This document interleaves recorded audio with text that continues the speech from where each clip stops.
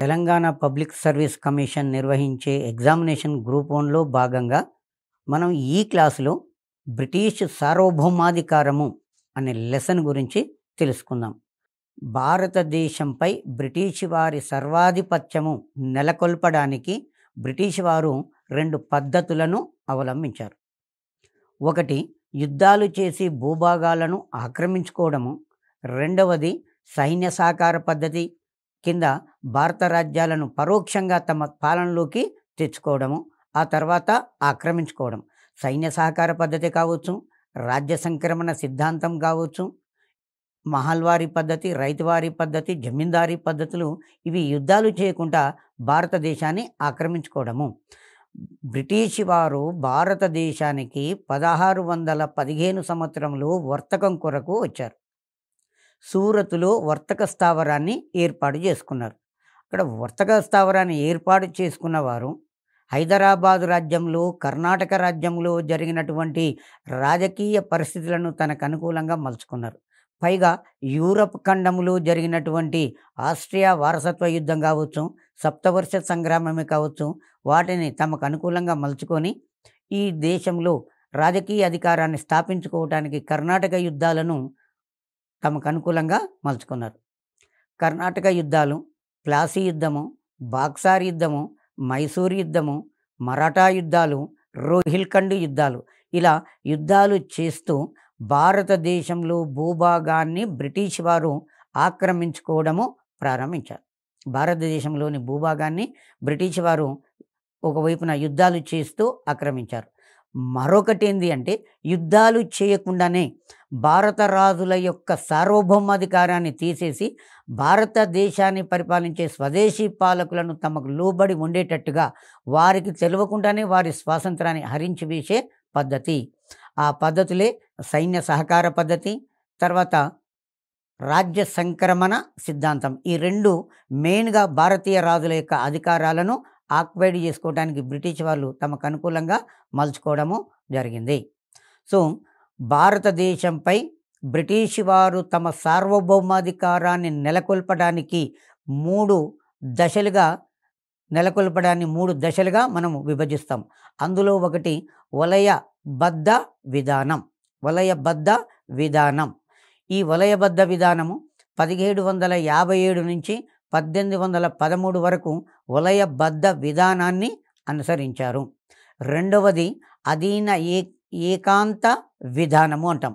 ఇది 1813 సంవత్సరం నుంచి 1858 వరకు. ఆ తర్వాత మూడవ పద్ధతి అధీన సంఘ ఏకీకృత విధానం. ఇది 1858 నుంచి 1947 వరకు. 1757 నుంచి 1813 వరకు ఒక విధానము, 1813 నుంచి 1853 వరకు మరొక విధానము, 1858 నుంచి 1947 వరకు మరొక విధానం. వీటిని ఏమంటామంటే వలయబద్ధ విధానం. ఇక్కడ వలయబద్ధ విధానాన్ని ఎప్పటి నుంచి ఎప్పటి వరకు కొనసాగించారు? 1757 నుంచి 1813 వరకు. అధీన ఏకాంత విధానమును 1813 నుంచి 1853 వరకు కొనసాగించారు. అధీన సంఘ ఏకీకృత విధానమును 1858 నుంచి 1947 వరకు దీనిని కొనసాగించడము జరిగింది. ఇందులో మనకు ముఖ్యంగా వలయబద్ధ విధానం అంటే ఏందో ఇప్పుడు చూద్దాం. ఈ వలయబద్ధ విధానం అంటే దీనిని మొట్టమొదటిసారిగా వారన్ హేస్టింగ్స్ అనేటాయన అవలంబించాడు లేదా ప్రారంభించాడు అని చెప్పిస్తున్నాం. దీనిని మరాఠాలు, మైసూరు పాలకుల ఆక్రమణ నుండి బ్రిటిష్ భూభాగాలను రక్షించడానికి చేపట్టడమైంది. ఎందుకంటే వారన్ హేస్టింగ్ భారతదేశంలో గవర్నర్ జనరల్గా బాధ్యతలు చేపట్టే నాటికి మహారాష్ట్రలో మరాఠులు అనేవాళ్ళు సమర్థులైనటువంటి యోధులుగా ఉన్నారు. అదేవిధంగా హైదర్ అలీ, అతని కుమారుడు టిప్పు సుల్తాను సమర్థులైనటువంటి రాజులుగా మైసూరు ప్రాంతాన్ని పరిపాలిస్తున్నారు. సో కాబట్టి తాము ఆక్రమించిన భూభాగాల మీద మహారాష్ట్రులు కానీ మైసూరు పాలకులు కానీ ఎక్కడ దాడి చేస్తారు అనే భయంతోటి వారన్ హేస్టింగ్ అనే వ్యక్తి ఈ వలయబద్ధ విధానాన్ని ప్రారంభించడము జరిగింది. 1784 సంవత్సరంలో ఇంగ్లాండ్ ప్రధానమంత్రి విలియం పిట్ ఇండియా చట్టము చేశాడు. ఈ పిట్ ఇండియా చట్టము భారత రాజ్యాల అంతరంగిక వ్యవహారాలలో కంపెనీ యొక్క అధికారాల జోక్యానికి అనుమతించలేదు. Very important. గతంలో గ్రూప్ 1 ఎగ్జామ్లో ఒకసారి ఏమడిగాడు అంటే పిట్ ఇండియా చట్టము చేసిన ఇంగ్లాండ్ ప్రధానమంత్రి ఎవరు? విలియం పిట్ పిట్ ఇండియా చట్టాన్ని చేశాడు. సంవత్సరం కూడా ఇంపార్టెంటే. పిట్ ఇండియా చట్టము క్రీస్తు శకము 1784 సంవత్సరంలో చేయబడింది.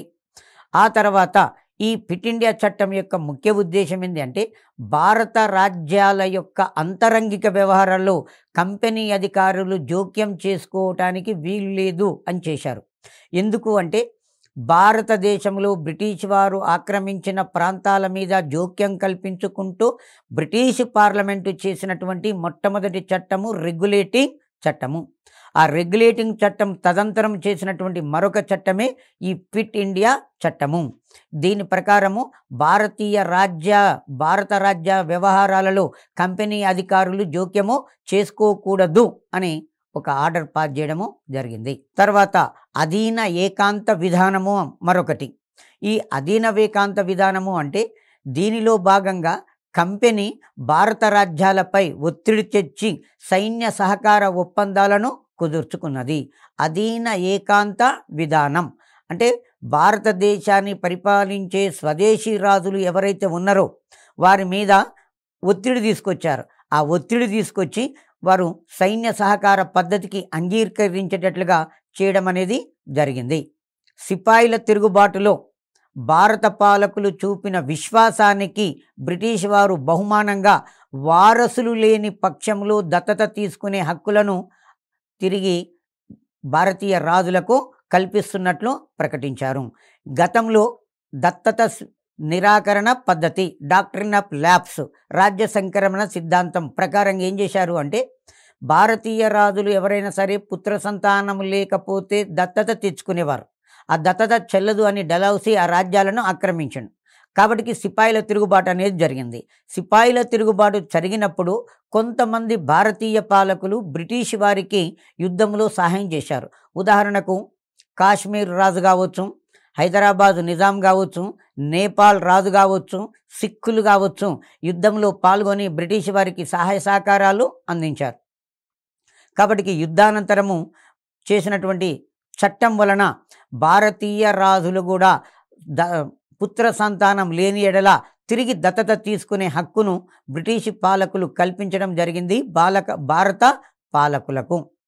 1862 సంవత్సరంలో లార్డ్ కానింగ్ భారతదేశంలో ఇంగ్లాండ్ కిరీటం తలెత్తుకొని నిలబడిందని, భారతదేశమంతా బ్రిటిష్ వారి ఆధిపత్యాన్ని ప్రశ్నించే వారే లేకుండా పోయారని అభిప్రాయపడ్డాడు. లార్డ్ కానింగ్ కాలంలో 1857లో సిపాయిల తిరుగుబాటు జరిగింది. ఈ లార్డ్ కానింగ్ 1857 నుంచి 1862 వరకు గవర్నర్ జనరల్గా వైస్రాయ్గా పనిచేశాడు. 1857 నుంచి 1858 వరకు గవర్నర్ జనరల్గా పనిచేశాడు లార్డ్ కానింగ్. 1858 నవంబర్ 1వ తారీఖు నుంచి 1862 వరకు వైస్రాయ్గా పనిచేశాడు. ఆ టైంలో సిపాయిల తిరుగుబాటు అనేది జరిగింది. ఇతని కాలంలో భారతదేశంలో చాలా ప్రాంతాలను బ్రిటిష్ వారు ఆక్రమించారు. కాబట్టి బ్రిటిష్ వారి యొక్క విజయాన్ని వర్ణిస్తూ లార్డ్ కానింగ్ ఏం చెప్పాడు అంటే భారతదేశంలో ఇంగ్లాండ్ కిరీటము తలెత్తుకొని నిలబడింది, దీనిని భారతదేశంలో ప్రశ్నించే వారే లేరు అన్నట్టుగా ఆయన కీర్తించడము జరిగింది. 1876 సంవత్సరంలో విక్టోరియా మహారాణికి భారత మహారాణి అనే బిరుదు లభించింది. ఎందుకు అంటే 1858 విక్టోరియా మహారాణి చట్టము భారతదేశ పాలన బ్రిటిష్ రాణి చేతికి అప్పగించడము జరిగింది. అప్పటి నుంచి 1858 నవంబర్ 1వ తారీఖు నుంచి భారత పాలనా వ్యవహారాలు మొత్తం కూడా ఇంగ్లాండ్ రాణి చేతిలోకి పోయినాయి. ఈ 1876లో చేసిన ఒక చట్టం ప్రకారంగా 1876లో చేసినటువంటి ఒక చట్టం ప్రకారంగా ఇంగ్లాండ్ రాణి కూడా భారతదేశ రాణిగా కీర్తింపబడింది. ఇంపార్టెంట్ అండి. ఏ సంవత్సరం నుంచి విక్టోరియా మహారాణి, ఏ సంవత్సరం నుండి విక్టోరియా మహారాణి భారతదేశ మహారాణి అనే బిరుదును పొందింది? 1876 సంవత్సరం నుంచి భారతదేశ మహారాణిగా ఇంగ్లాండ్ రాణి బిరుదు పొందడము జరిగింది. ఆ తర్వాత ఇంగ్లాండ్ రాణికి 1862లో బహదూర్ షా మరణం తర్వాత కైజర్ ఈ హింద్ బిరుదు ప్రసాదించడము జరిగింది. బహదూర్ షా చివరి మొఘలు చక్రవర్తి రెండవ బహదూర్ షా 1862లో మరణించాడు. ఈ రెండవ బహదూర్ షా మరణించిన తర్వాత ఇంగ్లాండ్ రాణికి కైజర్ ఈ హింద్ అనే బిరుదును ప్రదానము చేయబడింది. ఆ తర్వాత బ్రిటిష్ అధికార విస్తరణలో ముఖ్య పాత్ర పోషించినటువంటి విధానాలు. భారతదేశంలో బ్రిటిష్ వారి యొక్క అధికార విస్తరణలో ముఖ్య పాత్రలు పోషించినటువంటి పద్ధతులను తీసినట్లయితే, ఒకటి రెవెన్యూ విధానం, రెవెన్యూ సిస్టము అంటాం. 2 సైన్య సహకార పద్ధతి అంటాం. 3 రాజ్య సంక్రమణ సిద్ధాంతము అని చెప్పేస్తాం. రాజ్య సంక్రమణ సిద్ధాంతానికి దత్తత స్వీకార నిరాకరణ పద్ధతి అంటాం. దత్తత స్వీకార నిరాకరణ పద్ధతి డాక్ట్రిన్ ఆఫ్ ల్యాప్స్ అంటాం. డాక్ట్రిన్ ఆఫ్ ల్యాప్స్ అనగా రాజ్య సంక్రమణ సిద్ధాంతం. ఇందులో బ్రిటిష్ వారు భారతదేశాన్ని పరిపాలించేటప్పుడు 3 రకాల రెవెన్యూ పద్ధతులను ప్రవేశపెట్టారు. ఎందుకు 3 రకాల రెవెన్యూ పద్ధతులను ప్రవేశపెట్టారు అంటే, భారతదేశంలో మొదలుగానే బ్రిటిష్ వారికి సంవత్సరానికి ఎంత ఆదాయం వస్తుందో తెలుసుకోవడానికి ఈ పద్ధతిని ఉపయోగించుకున్నారు. భారతదేశ ఆర్థిక వ్యవస్థ దోపిడీలో భాగంగానే ఈ భూమి శిస్తు విధానాలను బ్రిటిష్ వారు అనుసరించారు. భారతదేశంలో బ్రిటిష్ వారి వలసవాదం యొక్క తీరుకు ప్రధానమైనటువంటి ఆధారము వారి యొక్క రెవెన్యూ విధానము సూచిస్తుంది.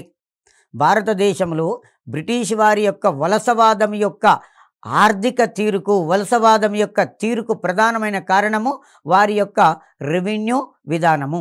భారతదేశంలో బ్రిటిష్ వారు నూతన రెవెన్యూ విధానాలు ఏర్పరచుకొనుటకు ముఖ్య కారణము బక్సార్ యుద్ధానంతరము జరిగినటువంటి పరిణామాలు. బక్సార్ యుద్ధానంతరం జరిగినటువంటి పరిణామాలు బ్రిటిష్ వారిని ఆలోచింపచేసినవి.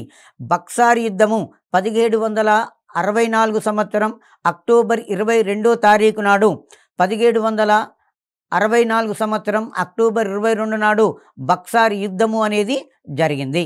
బక్సార్ యుద్ధానంతరము క్రీస్తకము 1765 సంవత్సరంలో అలహాబాదు సంధి జరిగింది. మనకి ఎగ్జామినేషన్లో బక్సార్ యుద్ధము ఏ సంధితో ముగిసింది అంటాడు. అలహాబాదు సంధితో బక్సార్ యుద్ధము ముగిసింది. ఈ అలహాబాదు సంధి ద్వారా బ్రిటిష్ వారు బెంగాలు, బీహారు, ఒరిస్సాలలో భూమి శిస్తు వసూలు చేసే హక్కును మొఘలు చక్రవర్తి రెండవ షా ఆలము నుండి పొందడము జరిగింది. చాలా ఇంపార్టెంటు. బక్సార్ యుద్ధము 1765లో జరిగిన అలహాబాదు సంధితోటి ముగిసింది. ఈ సంధిలో మొఘల్ చక్రవర్తి బ్రిటిష్ వారికి ఏమని వాగ్దానం చేశాడు అంటే, బెంగాలు, బీహారు, ఒరిస్సాలలో భూమి శిస్తు వసూలు చేసుకునే హక్కును కల్పిస్తున్నట్టుగా ప్రకటించారు. ఆ తర్వాత ఈ భూమి శిస్తు వసూలు చేసుకునే హక్కునే ఏమని పిలుస్తారంటే దివానీ అధికారము అంటాం. ఎగ్జామినేషన్లో దివానీ అధికారము అనగా భూమి శిస్తు వసూలు చేసే హక్కు. లేదు, మనకు ఎగ్జామినేషన్లో షార్ట్ నోట్స్లో కూడా అడుగుతాడు, దివానీ అధికారం అనగా దానిని విస్తరించుము అంటాడు. భారతీయ పాలకులకు బ్రిటిష్ వారికి 1764 సంవత్సరము అక్టోబర్ 22న బక్సార్ యుద్ధం జరిగింది. ఈ బక్సార్ యుద్ధంలో భారతీయ పాలకులు మరియు మొఘల్ చక్రవర్తి ఓటమి చెందాడు. మొఘల్ చక్రవర్తి ఓటమి చెంది ఎర్రకోటను వదిలిపెట్టి అలహాబాదులో నివాసం ఉండేటట్టుగా ఒప్పందం.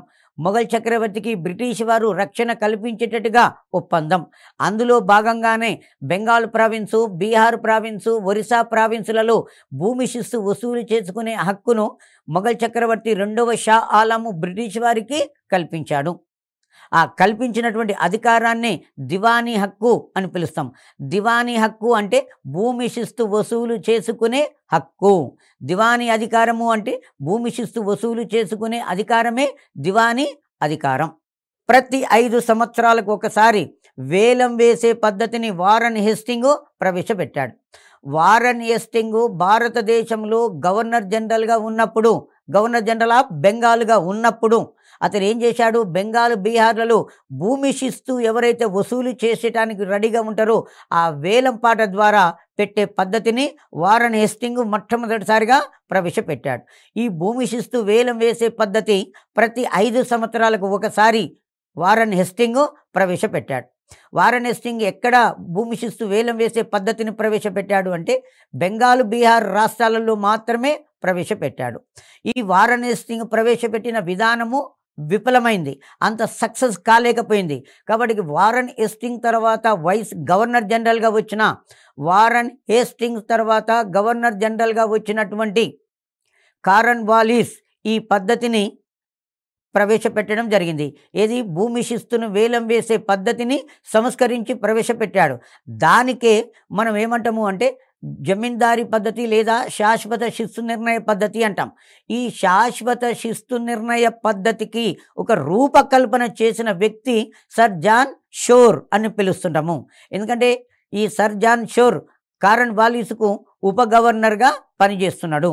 మనకు జమీందారీ పద్ధతి అనగా ఎవరు ప్రవేశపెట్టారు అంటే కార్న్వాలిస్ ప్రవేశపెట్టాడు. కానీ దాని యొక్క రూపకర్త, దాని సక్సెస్ కావటానికి ప్రధానమైన కారకుడు సర్ జాన్ షోర్ ఈ జమీందారీ పద్ధతి యొక్క రూపకల్పన చేయడం జరిగింది. ఈ జమీందారీ పద్ధతి దానినే శాశ్వత శిస్తు నిర్ణయ పద్ధతి అంటాం. ఎందుకు శాశ్వత శిస్తు నిర్ణయ పద్ధతి అంటారంటే దీనిని 10 సంవత్సరాల కాలం వరకు శాశ్వతంగా నిర్ణయించారు. కాబట్టి శాశ్వత శిస్తు నిర్ణయ పద్ధతి అంటారు. పర్మనెంట్ రెవెన్యూ సిస్టమ్ అని కూడా పిలుస్తారు. పర్మనెంట్ రెవెన్యూ సిస్టము అని పిలుస్తాం. ఈ శాశ్వత శిస్తు నిర్ణయ పద్ధతికే మరొక పేరు జమీందారీ పద్ధతి. దీనికే ఈ చట్టానికి మరొక పేరు సూర్యాస్తమయ చట్టాలు అని కూడా పేరు. శాశ్వత శిస్తు నిర్ణయ పద్ధతికి సూర్యాస్తమయ చట్టము అని కూడా పేరు. సన్సెట్ లాసు అని చెప్పేస్తాం. ఈ పద్ధతిని జమీందారీ పద్ధతిని క్రీస్తు శకము 1793 సంవత్సరంలో లార్డ్ కార్న్వాలిస్ ప్రవేశపెట్టాడు. ఎక్కడెక్కడ ప్రవేశపెట్టాడు అంటే బెంగాల్ రాష్ట్రము, బీహార్ రాష్ట్రము, ఒరిస్సా రాష్ట్రాలలో ఈ శాశ్వత శిస్తు నిర్ణయ పద్ధతి లేదా జమీందారీ పద్ధతిని లార్డ్ కార్న్వాలిస్ ప్రవేశపెట్టాడు. అంటే మొదలే బ్రిటిష్ వారికి ఎంత ఆదాయం వస్తుందో తెలుసుకోవడం కొరకు, భూమి శిస్తును వసూలు చేసే హక్కును పొందడం కొరకు ఒక వేలం పాట పెట్టాడు. బ్రిటిష్ అధికారుల ద్వారా భూమి శిస్తు వేలం వేసే పద్ధతికి వసూలు చేసే విధానం కంటే భారతీయులకే ఈ పద్ధతిని అప్పగించాలన్న కారణంతో ఈ ప్రాంతాలలో భూమి శిస్తును వసూలు చేయడానికి ఎవరైతే ముందుకొస్తారో వారికి మేము హక్కును ప్రసాదిస్తున్నాము అని చెప్పారు. అలా భూమి శిస్తును వసూలు చేసే పద్ధతిని, వేలం వేసే పద్ధతిని మొట్టమొదటిసారిగా వారన్ హేస్టింగ్ ప్రవేశపెడితే దాన్ని సంస్కరించి కార్న్వాలిస్ 1793లో ప్రవేశపెట్టారు. ఈ పద్ధతి 10 సంవత్సరాల వరకు ఉంటుంది. ఈ పద్ధతిలో వసూలైనటువంటి సొమ్ములో 10/11 ప్రభుత్వానికి చెల్లించాలి. 11 వంతు వసూలు చేసిన సొమ్ములో 10వ వంతు ప్రభుత్వానికి చెల్లించాలి. 10/11 వంతు ప్రభుత్వానికి చెల్లించాలి అనే ఇందులో ఒక నియమము పెట్టడం జరిగింది. కంపెనీకి జమీందారు చెల్లించవలసినటువంటి మొత్తానికి గల పేర్లు పేష్కష్ అని పిలుస్తాం. వెరీ ఇంపార్టెంట్ అండి. జమీందారులు ప్రభుత్వానికి చెల్లించవలసినటువంటి భూమి శిస్తు విధానానికి ఏమని పేరు అంటే పేష్కష్ అని పేరు ఉన్నది. క్రీస్తు శకము 1802 సంవత్సరం నుంచి 1805 సంవత్సరం నాటికి ఈ విధానాన్ని కార్న్వాలిస్ అనంతరం వచ్చినటువంటి గవర్నర్ జనరల్స్ మద్రాసు రాష్ట్రంలోను ఉత్తర సర్కారులకు బారామహల్ ప్రాంతాలలో అమలు చేశారు. ఈ జమీందారీ పద్ధతిని మొట్టమొదటిసారిగా భారతదేశంలో బెంగాల్ ప్రావిన్స్, బీహారు, ఒరిస్సా ప్రావిన్సులకు విస్తరింపచేయడమే కాకుండా బెనారస్ ప్రాంతంలో ప్రవేశపెట్టారు. బెనారస్ ప్రాంతం ఆ తర్వాత మద్రాసు రాష్ట్రంలోను ఉత్తర సర్కారులు అంటే మనకు ఆంధ్రప్రదేశ్ ఉభయ గోదావరి జిల్లాలు, విశాఖపట్నము, తర్వాత విజయనగరము, చికాగోల్ ప్రాంతాలలో ఈ జమీందారీ పద్ధతిని ప్రవేశపెట్టారు. ఆ తర్వాత బారామహల్ ప్రాంతంలో కూడా ఈ జమీందారీ పద్ధతిని అమలు చేయడము జరిగింది. కార్న్వాలిస్ 1787 సంవత్సరంలో రెవెన్యూ డిపార్ట్మెంటును పునఃవ్యవస్థీకరించాడు. ఆ రెవెన్యూ డిపార్ట్మెంటు పునర్వ్యవస్థీకరణ చేసి బెంగాలును 23 ఆర్థిక మండలాలుగా లేదా ఆర్థిక ఏరియాలుగా వర్గీకరించాడు. దానిని ఇప్పుడు మనం అంటే 23 జిల్లాలు అంటున్నాం. బెంగాలులో 23 జిల్లాల ప్రాంతం అనేది ఒకటి ఉంటుంది. దాన్ని 23 ఆర్థిక ఏరియాలుగా కార్న్వాలిస్ వర్గీకరణ చేశాడు. తర్వాత ఈ కార్న్వాలిస్ ప్రతి జిల్లాకు కలెక్టర్ అనే ఒక ఉన్నత అధికారిని నియమించాడు. బెంగాలును 23 ఆర్థిక ఏరియాలు దట్ మీన్ జిల్లాలుగా విభజించి ప్రతి జిల్లాకు ఒక కలెక్టర్ను నియమించాడు. ప్రతి జిల్లాకు కలెక్టర్ అనే ఉన్నతాధికారిని కార్న్వాలిస్ నియమించాడు. ఈ పద్ధతిలో రైతాంగము గతంలో కంటే నష్టపోయింది. ఇక్కడ జమీందారీ పద్ధతిలో ప్రభుత్వానికి రైతుకు మధ్య దళారీ ఎవరు అంటే జమీందారు. మధ్య దళారీ జమీందారు అనేవాడు.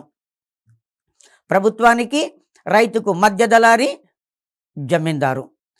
రెండవ పద్ధతి భూమి శిస్తు విధానంలో రెండవ పద్ధతిని రైతువారీ పద్ధతి అని చెప్పేస్తాం. ఈ రైతువారీ పద్ధతిని సర్ థామస్ మన్రో అనే వ్యక్తి ప్రవేశపెట్టాడు. ఈ పద్ధతిని ప్రవేశపెట్టినాడు భారతదేశంలో ఉన్నటువంటి బ్రిటిష్ గవర్నర్ ఎవరు అంటే లార్డ్ వెల్లస్లీ కాలంలో రైతువారీ విధానము ప్రవేశపెట్టబడింది.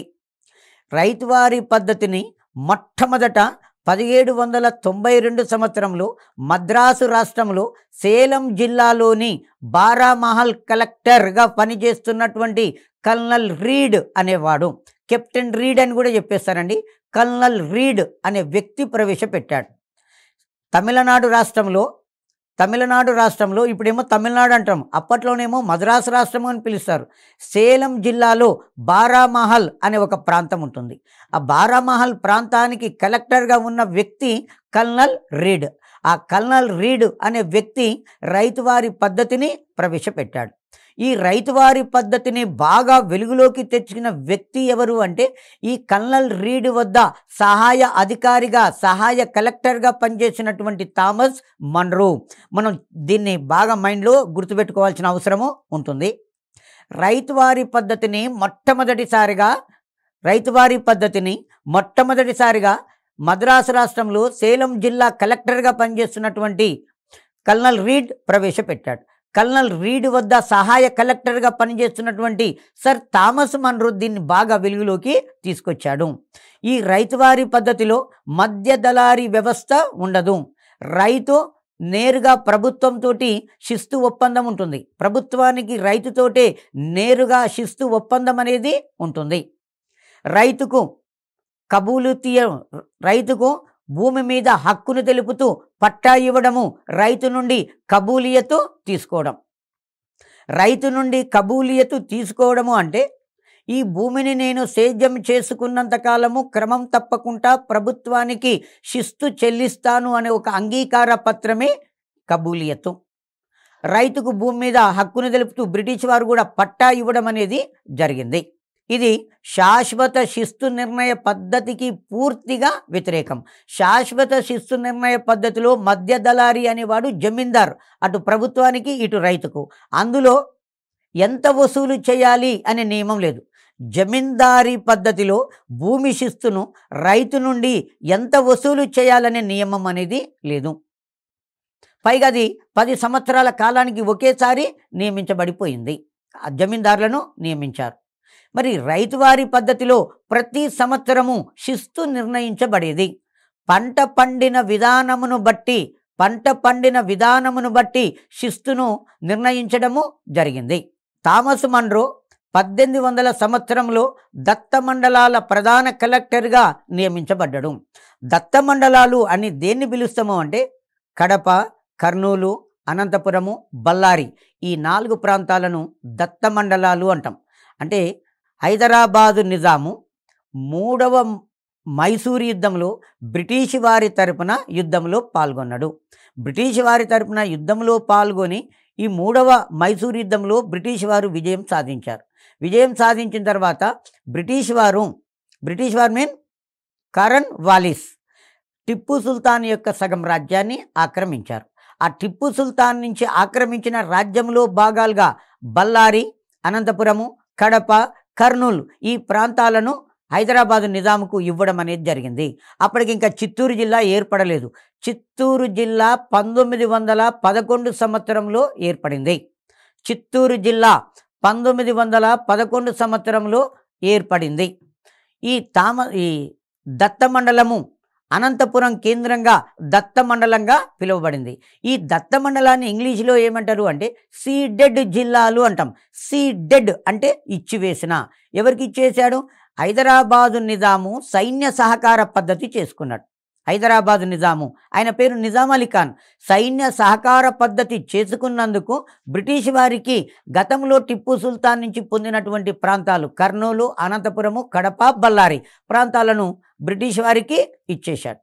బ్రిటిష్ వారికి ఇచ్చివేసిండు, దత్తత చేసిండు. ఇచ్చివేసిన దాన్ని ఇంగ్లీష్లో సీడెడ్ అంటాం. సీడెడ్ జిల్లాలు అంటాం. ఈ సీడెడ్ జిల్లాల ప్రధాన కలెక్టర్గా థామస్ మన్రో 1800 సంవత్సరంలో నియమించబడ్డాడు. థామస్ మన్రో 1803 సంవత్సరంలో దత్త మండలాలలో రైతువారి పద్ధతిని ప్రవేశపెట్టాడు. ఆ తర్వాత బొంబాయి, మద్రాసు, అస్సాం రాష్ట్రాలలో కూడా ఈ పద్ధతి ప్రవేశపెట్టబడింది. మొదటిసారిగా వెరీ స్టార్టింగ్లో రైతువారి పద్ధతి తమిళనాడులోని సేలం జిల్లాలో బారామహల్ ప్రాంతంలో కల్నల్ రీడ్ ప్రవేశపెట్టాడు. దాన్ని సంస్కరించి బాగా వెలుగులోకి తెచ్చుకున్న వ్యక్తి థామస్ మన్రో. ఈ థామస్ మన్రో 1803 సంవత్సరంలో దత్త మండలంలో ఈ పద్ధతిని ప్రవేశపెట్టాడు. ఆ తర్వాత బొంబాయి ప్రావిన్స్లో, తర్వాత అస్సాం రాష్ట్రంలో, తర్వాత మద్రాసు రాష్ట్రంలో ఈ ప్రాంతాన్ని, ఈ రెవెన్యూ సిస్టాన్ని బాగా విస్తరింపజేశారు. 1804 సంవత్సరం నాటికి రైతువారి పద్ధతి బొంబాయి, అస్సాం రాష్ట్రాలకు విస్తరించింది. ఆ తర్వాత థామస్ మన్రో దత్త మండలాల కలెక్టర్గా 1800 సంవత్సరం నుంచి 1807 వరకు దత్త మండలాల ప్రధాన కలెక్టర్గా పనిచేసి గొప్ప పేరు ప్రఖ్యాతులు సంపాదించుకొని తదంతరం ఇంగ్లాండ్ దేశానికి పోయి పార్లమెంటు సభ్యుడయ్యాడు. 1820 సంవత్సరంలో థామస్ మన్రో మద్రాసు గవర్నర్గా నియమించబడ్డాడు. మద్రాసు గవర్నర్గా నియమించబడినప్పుడు ఈ దత్త మండలములో మీద ఉన్నటువంటి ప్రేమతోటి తను దత్త మండలాన్ని సందర్శించడానికి రావడము జరిగింది. ఈ రైతువారి పద్ధతిలో మధ్య దళారి ఉండడు. భూమి మీద హక్కు రైతుకు మాత్రమే ఉంటుంది. ప్రతి సంవత్సరం శిస్తు నిర్ణయించడం అనేది జరుగుతూ ఉంటుంది. ఆ తర్వాత పండిన పంటలో సగభాగము రైతు ప్రభుత్వానికి శిస్తు చెల్లించాల్సి ఉంటుంది. ఎక్కువ 1/3 మించకుండా శిస్తు చెల్లిస్తారు. కానీ జమీందారీ పద్ధతి, మహల్వారీ పద్ధతిలో కంటే కూడా రైతు ఎక్కువగా నష్టపోయింది రైతువారి పద్ధతిలో. థామస్ మన్రో 1820 సంవత్సరంలో మద్రాసు గవర్నర్గా వచ్చిన తదంతరము తనకి అత్యంత ఇష్టమైనటువంటి దత్త మండలాలలో పర్యటించడానికి వచ్చాడు. ఆ కర్నూలు జిల్లాలో పర్యటిస్తూ కర్నూలు జిల్లాలోని పత్తికొండ వద్ద కలరా వ్యాధి సోకి మరణించడము జరిగింది. సో ఈ విధంగా సర్ థామస్ మన్రో రైతువారి పద్ధతిని ప్రవేశపెట్టాడు. అతని సమాధి కూడా కర్నూలు జిల్లా పత్తికొండ వద్ద ఉన్నది. అతని సమాధి పత్తికొండ వద్ద ఉన్నది. ఇంతకుముందు మనం తీసుకున్నట్లయితే జమీందారీ పద్ధతి, రైతువారి పద్ధతి ఈ రెండిటిలో కూడా షార్ట్ నోట్స్ అడగటానికి మనకు ఆస్కారం ఉంటుంది. ఫస్ట్ ఈ జమీందారీ పద్ధతి లేదా శాశ్వత శిస్తు నిర్ణయ పద్ధతిని ఎవరు ప్రవేశపెట్టారు? లార్డ్ కార్న్ వాలిస్ 1793లో ప్రవేశపెట్టాడు. బెంగాలు, బీహారు, ఒరిస్సాలు, ఆ తర్వాత బెనారస్, దాని తరంతరము ఉత్తర కోస్తా ప్రాంతాలకు ఈ పద్ధతిని విస్తరించారు. ఆ తర్వాత రైతువారి పద్ధతి మధ్య దళారీ వ్యవస్థ లేనటువంటిది, రైతుకు ప్రభుత్వానికి నేరుగా శిస్తు ఒప్పందం ఉన్నటువంటిది, ప్రతి సంవత్సరం శిస్తును నిర్ణయించబడేది ఈ పద్ధతి. ఈ రైతువారి పద్ధతిని సర్ థామస్ మన్రో అనేటాయన దత్త మండలంలో ప్రవేశపెట్టడం జరిగింది. ఈ రైతువారి పద్ధతిలో రైతుకు భూమి మీద హక్కును తెలుపుతూ పట్టా ఇవ్వడం జరిగింది. రైతు నుంచి కబూలియతో తీసుకోవడం జరిగింది. 3 రెవెన్యూ పద్ధతుల వలన రైతు ఎక్కువగా నష్టపోయింది రైతువారి పద్ధతిలో పండిన పంటలో సగభాగము వాళ్ళు శిస్తుగా తీసుకోవడం అనేది జరిగింది. సో మరి ఇప్పటి వరకు చదువుకున్న వాటి మీద తప్పనిసరిగా ఒక క్వశ్చన్ వస్తుంటుంది. దాన్ని బాగా మైండ్లో పెట్టుకోండి. నెక్స్ట్ క్లాస్లో మళ్ళీ కలుద్దాం.